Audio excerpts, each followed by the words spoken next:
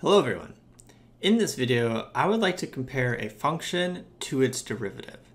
Specifically, what I want to compare is the graph of a function to the graph of its derivative.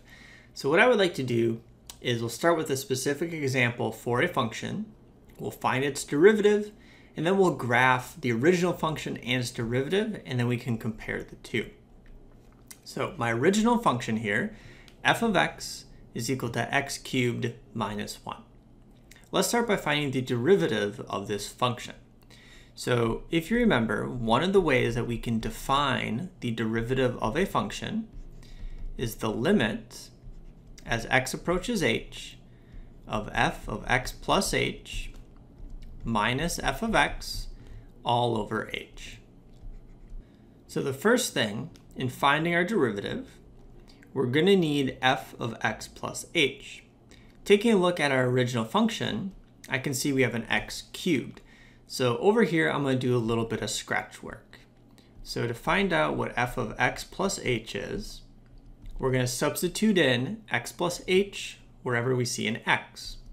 So we end up with x plus h cubed minus 1. So we have a binomial cubed. Now remember, x plus h cubed is the same as x plus h times x plus h times x plus h. And we could go through and we can multiply that all out. However, there is a nice little shortcut that we can use to save ourselves some time.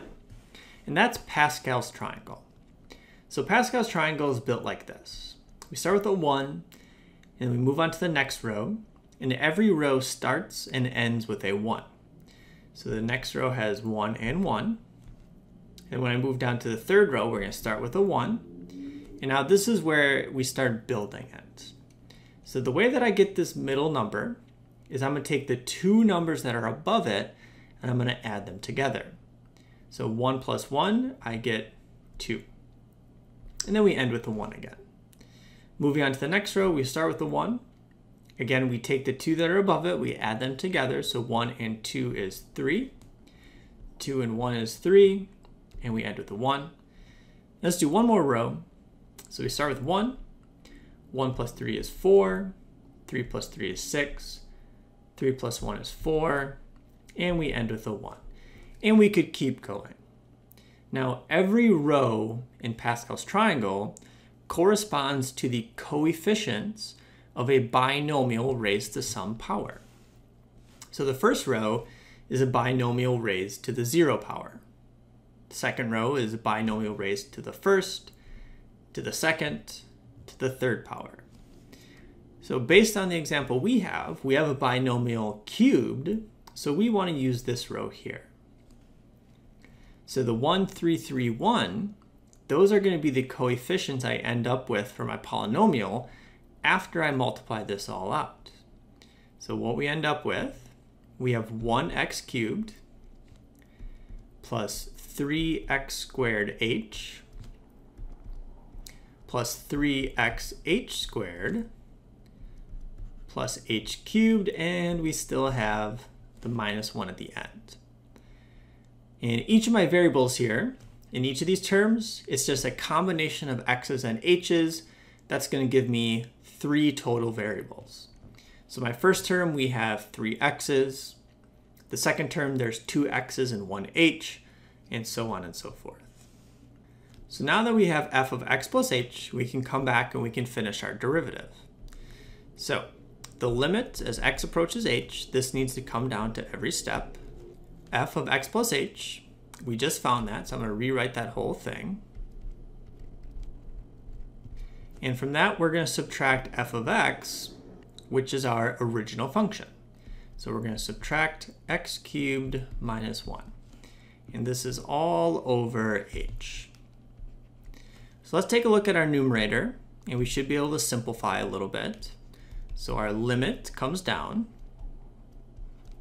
And taking a look, we are subtracting an x cubed. So we have a positive x cubed minus x cubed. Then we have minus a negative 1, so we're adding 1. So we have a minus 1 plus 1. So those will both simplify. And then what we're left with is we have our 3x squared h plus 3xh squared plus h cubed, and this is still over h. But this works out nice, because now taking a look at the numerator, all three of those terms have an h in them. So I could factor that out, and I can simplify. So dividing out the h from each of those terms, what we're left with, we have 3x squared plus 3x times h plus h squared. And now to evaluate our limit, we can simply substitute in 0 for h. So if I do that, f prime of x, we have 3x squared. Plugging in 0, we have plus 3 times x times 0 plus 0 squared. So the derivative of our function is equal to 3x squared. Okay, so now that we have our original function and we have the derivative of this function, let's graph both of them and then we'll compare the graph. So I went ahead and I graphed the function and its derivative. So let me rewrite this. F of x, our original function, was x cubed minus 1. And then the derivative, f prime of x, we found to be 3x squared. So our original function is a cubic. The minus 1 takes the graph and translates it down one spot. So this is our function here in blue, f of x.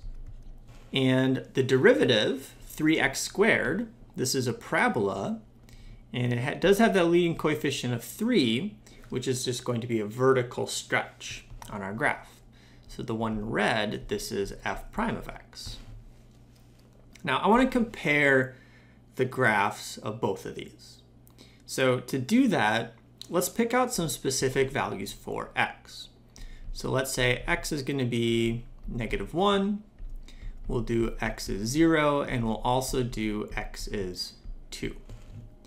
Now I want to take a look at what's happening on the graph of our function and the graph of the derivative of each of these x values. Let's start by finding the derivative at each of these x values. So let's find f prime of -1. Because we already evaluated the derivative of our function, we can just simply plug these in to 3x squared. So 3 times -1 squared. That's the same as 3 times 1, so we end up with 3. F prime of 0, we have 3 times 0 squared. 3 times 0 is 0. And lastly, f prime of 2, 3 times 2 squared is the same as 3 times 4, so we end up with 12. Now, really important to remember that the derivative at a specific x value, this is telling us the slope of the tangent line at that x value.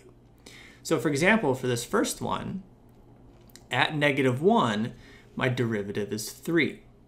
So if I go over here, so on my original function, if I go to this x value of -1, the point that's on my graph, the slope of the tangent line at that point is 3. So let me graph that tangent line. So here's the tangent line, touches our curve at exactly 1 point, and the slope of this tangent line is 3.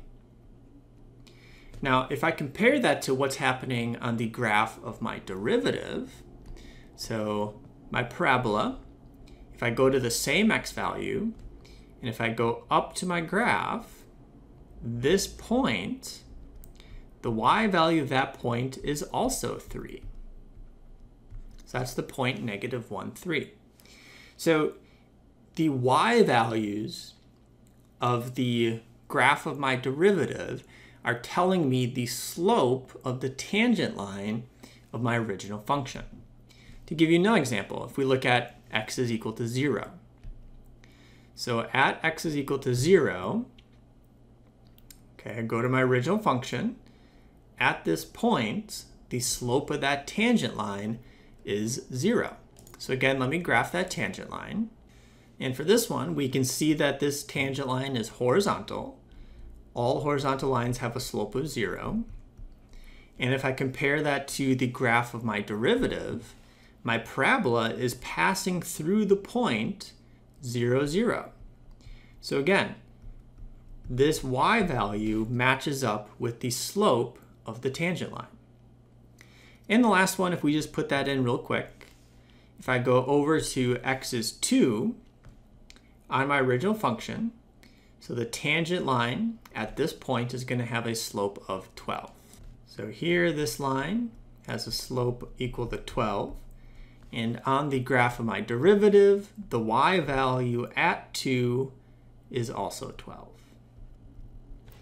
So using the graph of the derivative, I can determine a couple things about my original function. So each of the y values correspond to the slope of the tangent line at that same x value. And I can even determine some broader things as well. So for example, in this case, taking a look at the parabola, so the graph of the derivative, it's completely non-negative. The entire graph is above the x-axis, or it touches the x-axis at 0. So what that tells me is my original function is increasing for all real numbers. The slopes of all the tangent lines are positive, or in the one spot, it's 0. But the relationship that exists between these two, the derivative, it tells us the slope of the tangent line. So the graph of our derivative, the y values are telling us those slopes.